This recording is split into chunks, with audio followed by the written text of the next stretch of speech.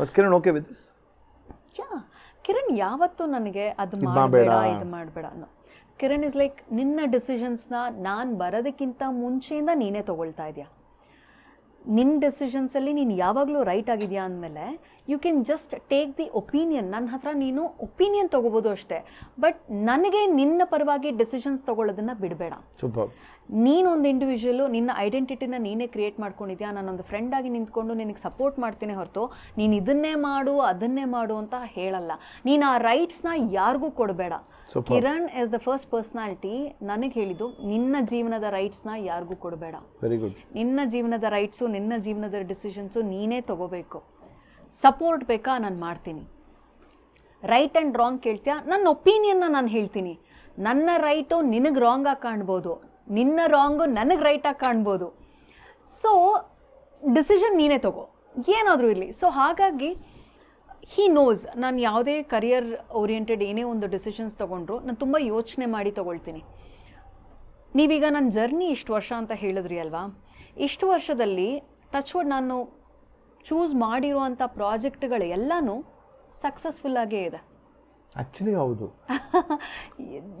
ಯಾವುದು ನೀವು cannot say ಓ ಇದು ಓಡಲಿಲ್ಲ ಅಲ್ವಾ ನಿಮ್ಮದು. ಸುಮತಿ, ಕಾದಂಬರಿ, ಅರುಂಧತಿ, ಬಿಗ್ ಬಾಸ್, ಸುಕನ್ಯಾ ಎಷ್ಟೆಷ್ಟು ಗೊತ್ತಿದೆ ನೋಡ್ತೀನಿ. Kuniyona Bara you did? I did as a participant. ಹಾಂ, ಕುಣಿಯೋಣ ಬಾರ ಆಫ್ ಕೋರ್ಸ್. ಆಮೇಲೆ ಯಾರಿಗುಂಟು ಯಾರಿಗಿಲ್ಲ ವಾಸ್ ಲೈಕ್ ನನ್ನ ಸೂಪರ್ ಹಿಟ್. ಆಮೇಲೆ ಮಜಾ ಟಾಕೀಸ್, ಆಮೇಲೆ ಎಲ್ಲಾನು ಸಿನಿಮಾಗಳು ಎಲ್ಲಾನು. ಆ್ಯಂಡ್ ಆ ಜರ್ನಿಗೆ ನಾನು ಹೋಗಬೇಕು ಅಂತಂದರೆ ನಾನು ಬರೋದನ್ನೆಲ್ಲ ನಾನು ತೊಗೊಳ್ಳಲ್ಲ ಅಯ್ಯೋ. ಪಾಯಿಂಟ್. ಆ್ಯಂಡ್ ದುಡ್ಡು ಮಾಡಬೇಕು ಅಂತಂದರೆ ಇಟ್ ಇಸ್ ವೆರಿ ಈಸಿ. ಅಂದರೆ ಹೆಸರಿದ್ದು ದುಡ್ಡು ಮಾಡಬೇಕು ಅಂತಂದರೆ ಎವ್ರಿ ವೀಕ್ ನಾನು ಎಲ್ಲ ಕಡೆ ಶೋಸ್ ಮಾಡ್ಬೋದು. ಬಟ್ ನನಗೇನು ಅಂತಂದರೆ ಹೋದಾಗ ಅಲ್ಲಿ ನನಗೊಂದು ಹೆಸರಾಗತ್ತಾ, ನನ್ನಿಂದ ಜನಕ್ಕೆ ಏನಾದರೂ ಒಂದು ಎಂಟರ್ಟೈನ್ಮೆಂಟ್ ಸಿಗುತ್ತಾ, ಅದನ್ನು ನೋಡಿ ನಾನು ಡಿಸಿಷನ್ಸ್ನ ತೊಗೊಳ್ತೀನಿ. ಪ್ರಾಬಬ್ಲಿ ಅದರಿಂದನೇ ನಾನು ಇಷ್ಟು ವರ್ಷದಿಂದ ಸಸ್ಟೈನ್ ಆಗಿರೋದಕ್ಕೆ ಒಂದು ದಾರಿ ಅದು. ಆ್ಯಂಡ್ ಜರ್ನಿ ಬಿಗ್ ಬಾಸ್ದು ಕೂಡ ಹಾಗೆ ಆಯಿತು. ನನಗೆ ಫಸ್ಟ್ ಸೀಸನು ಆಫರ್ ಬಂದಿತ್ತು, ಬಟ್ ಅವಾಗಿನ್ನೂ ನನ್ನ ಮದುವೆ ಪ್ರಾಸೆಸ್ ಎಲ್ಲ ನಡೀತಾ ಇತ್ತು. ಆ್ಯಂಡ್ ಸೆಕೆಂಡ್ ಸೀಸನ್ ಕೇಳಿದಾಗ ನನ್ನ ಮದುವೆ ಆಗಿತ್ತು. ಆ್ಯಂಡ್ ದೆನ್ ಮನೇಲಿ then I said okay, challenge ಮಾಡ್ಕೊಳ್ತೀನಿ ನನ್ನನ್ನು ನಾನು ಅಂತ ಹೇಳಿ 4 ವಾರಕ್ಕೆ ಹೋಗಿದ್ದು. And I was the finalist. And top 5 ಅಲ್ಲ, top 4. So to be honest ಹಿಂಗೆ ಗೊತ್ತಾ, ಅಂದರೆ of course the first few seasons of Bigg Boss ಅಲ್ಲಿ ಅಫ್ಕೋರ್ಸ್ ಈಗಲೂ ಕೂಡ ನೋಡ್ತೀವಿ, ಮಧ್ಯದಲ್ಲಿ ಎಲ್ಲ ಒಂದು ಕಡೆ ವಿ ಲಾಸ್ಟ್ ದ ಟ್ರ್ಯಾಕ್ ಅನ್ಬೋದು ನನಗೆ. The especially first season is the gold season ಅಲ್ಲ. ಅಂದರೆ ಹಿಂಗೆ ಆ ಕಂಟೆಸ್ಟೆಂಟ್ಸ್ಗಳು ಒಬ್ಬೊಬ್ರು ಫಾರ್ಮ್ಯಾಟೇ ಹೊಸದು. ಆ್ಯಂಡ್ ಬಂದಿದ್ದು ಲೈಕ್ ಈ ಕಡೆ ನರೇಂದ್ರ ಬಾಬು ಶರ್ಮಾ ಅವರು ಬ್ರಹ್ಮಾಂಡ ಗುರುಜಿ ಇರ್ಬೋದು, ಆಮೇಲೆ ಆ ಕಡೆ ಅವರು ನರ್ಸ್ ಜಯಲಕ್ಷ್ಮಿ ಅವ್ರು ಆಗಿರ್ಬೋದು, ವಿಜಯ ರಾಘವೇಂದ್ರ, ಅರುಣ್ ಸಾಗರ್, ಆಮೇಲೆ ಅಪರ್ಣಾ ಮೇಡಮ್ಮು. ಹೆಂಗೆ ಅಂದರೆ the combination, like I think Nikhita was there in the first season ಅಲ್ಲ? I don't remember. Nikhita Thukral, I think so, correct. Yogi and ನಿಖಿತಾದ್ ಏನೋ ಒಂಥರ ಇದನ್ನ ಮಾಡಿದ್ರು. ಯೋಗಿ ಇದ್ರಾ first season? He came towards the end. ಅದೇನೋ ಮದುವೆ ಮಾಡಬೇಕು ಅನ್ನೋ ಥರ ಏನೇನೋ ಮಾಡಿ ಅಲ್ಲ. ಹೌದು, ತುಂಬಾ ವೇ ಲಾಂಗ್ ಬ್ಯಾಕ್ ಬರ್ತು ಬಿಟ್ಟಿದ್ದೀನಿ ಕೆಲವೊಂದು. ತುಂಬಾ ಇತ್ತು. ಅರುಣ್ ಸಾಗರ್ ಅವ್ರು ತುಂಬಾ ಐ ಥಿಂಕ್ ಒಂದ್ ಬೇರೆ ಶೇಡ್ ಕಾಣಿಸ್ಕೊಂಡ್ರು ಅವರು. ಯಾರನ್ನ ಮರಿತೀನೋ, ನಮ್ ರಿಷಿಕಾ ಅವ್ರನ್ನ ಮಾತ್ರ ಮರೆಯಲ್ಲ. ಹೌದು, ಮತ್ತೆ ವಿಜಯ ರಾಘವೇಂದ್ರ. ಹೌದು, ಗ್ಲಾಸ್ ಹೊಡೆದಾಕಿದ್ದು. ಅಷ್ಟು ಸಾಫ್ಟ್ ಆಗಿರೋ ವಿಜಯ ರಾಘವೇಂದ್ರ ಅವರು ಒಂದ್ ಎಕ್ಸ್ಪ್ಲೋರ್ಡ್ ಆಗ್ತಾರೆ ಅಂತಂದ್ರೆ ಐ ಥಿಂಕ್ ಅದಾದ್ಮೇಲೆ ನೋಡಿ ಎಷ್ಟು ಶೋಸ್ಗಳು, ರಗಳೆ ವಿತ್ ರಿಷಿಕಾ ಅಂತೇನೇನೋ ಮಾಡ್ಕೊಂಡು. I don't know where is she ಅಲ್ವಾ? ಕರೆಕ್ಟ್ ಅಲ್ವಾ? ಐ ಮೀನ್ ನಾನು ಹೇಳಿದ್ದು ಅಂದರೆ ಫಾರ್ಮ್ಯಾಟ್ ಈಗೊಂದು ಹೆಂಗೆ ಅಂದರೆ ಒಂದು ರೂಟಲ್ಲಿ ಹೋಗ್ತಾ ಇರ್ತೀವಿ, ಸಡನ್ ಆಗಿ ಒಂಥರ it is like totally unexpected route ತಗೊಂಡು ಬರ್ತೀವಿ ಅಂತ ಹೇಳ್ತೀವಲ್ಲ, ಫುಲ್ ರೋಲರ್ ಕೋಸ್ಟರ್ ಅಂತ. That was big boss to Kannada audience ಆವಾಗ. ಅದಾದ್ಮೇಲೆ ನೆಕ್ಸ್ಟ್ ಸೀಸನ್ ಬಂದಾಗ, ನೆಕ್ಸ್ಟ್ ಸೀಸನ್ ಅಲ್ಲಂತೂ it was, I call it is an anchor season or TV season ಅಲ್ವಾ? All of you were like Akul, Srujan, you, ಆಮೇಲೆ ಅನುಪಮಾ ಭಟ್.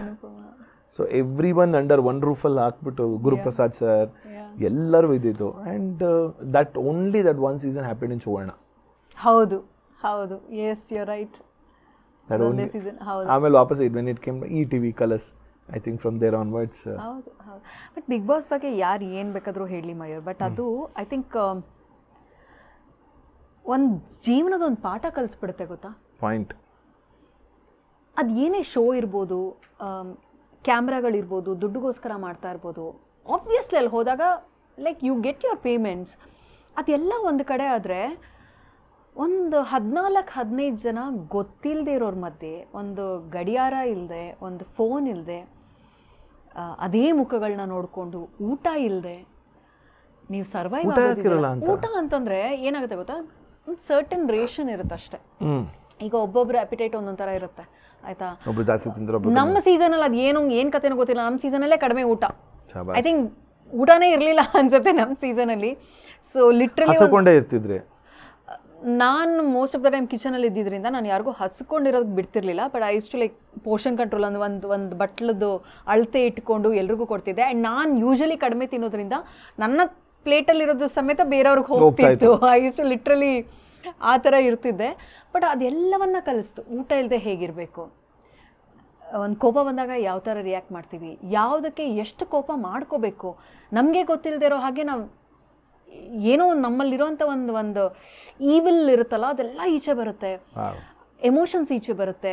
ನಿಮ್ಮ ಕಣ್ಣಿಗೆ ಹೊರಗಡೆ ಪ್ರಪಂಚದಲ್ಲಿ ನಿಮ್ಮ ಫ್ರೆಂಡ್ಸ್ ಆಗಿದ್ದವರು ಅಲ್ಲಿ ಬಂದು ಬೇರೆನೇ ಥರ ಆಗಿಬಿಟ್ಟಿರ್ತಾರೆ. ನಾವು ಇವ್ರನ್ನೇನೋ ಈಚೆ ನೋಡಿರೋದು ಅಂತ ಆಗುತ್ತೆ. ಇವರಾ ನಿಜವಾಗ್ಲೂನಾ, ಆ್ಯಂಡ್ ಇವ್ರು ನಮ್ಮವರಾ ಅನ್ನೋ ಒಂದು ಪ್ರಶ್ನೆ ಕಾಡುತ್ತೆ. ನಮ್ಮವರು ಅಂತ ಶೋ ಅಲ್ಲಿ ಯಾರೋ ಒಬ್ಬರು ಫಿಕ್ಸ್ ಆಗಿರ್ತಾರೆ, ಓಕೆ ಇವ್ರ ಜೊತೆ ನಾನು ಕಂಫರ್ಟಬಲ್ ಆಗಿರ್ತೀನಪ್ಪ ಅಂತ.